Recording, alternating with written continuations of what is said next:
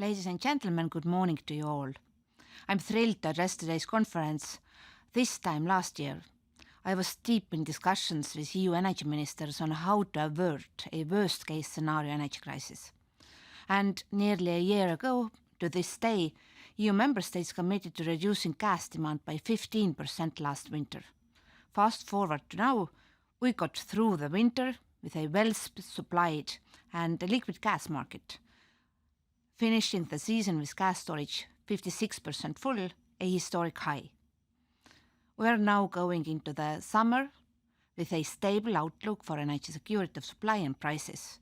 All of this thanks to the unprecedented efforts of our member states, industry and citizens, and to Europe's decisiveness and unity.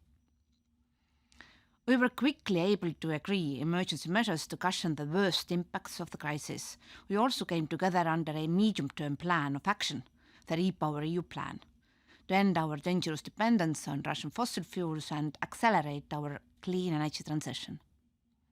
As we go forward, we are shifting the focus from crisis response back to our net zero agenda. So let me leave you with some thoughts on how we drive the energy transition and the global path to decarbonization. First, energy efficiency measures will be critical for quickly and cost-effectively stepping up deployment of renewable energies and decarbonizing.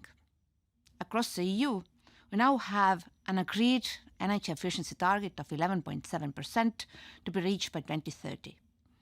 And we are equally ambitious when it comes to renewable energy targets. We are now aiming to have 42.5% of the EU's energy mix from renewables by 2030. Ahead of COP28, I'm proposing that the EU supports global targets for both energy efficiency and renewables. We want to rally as many countries as possible to join us as we stay on track to limit warming to 1.5 degrees.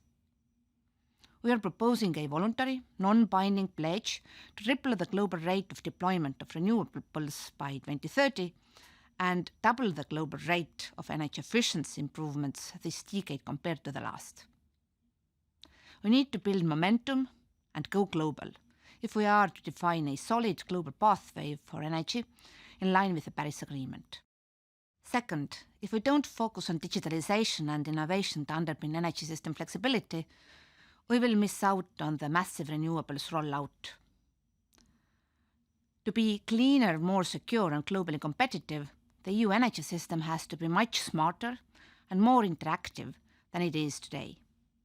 This implies a different way of managing the network, one that relies on data access and exchange, digital solutions and new technologies.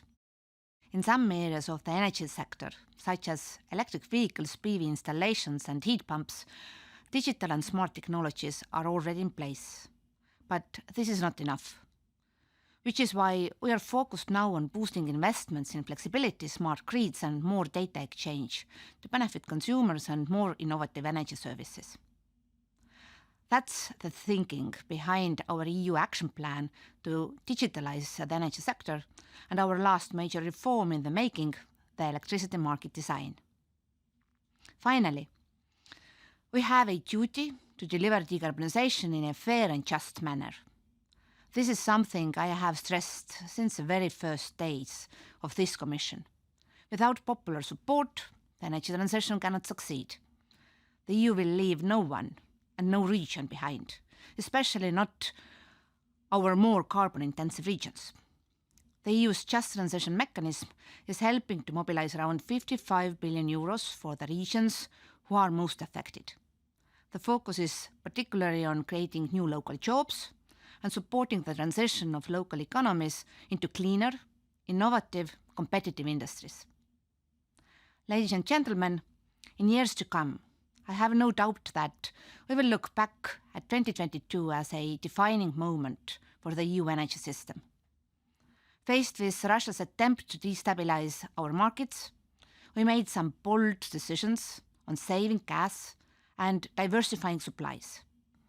What's most noteworthy, however, are our efforts on the clean energy transition as a whole, from energy supply to end use, and from critical raw materials to industrial capacity and competitiveness. The crisis did not throw our commitment to the Green Deal, the EU's growth strategy, off course. This is the road we will continue in our quest to reach climate neutrality by 2050. Thank you for listening.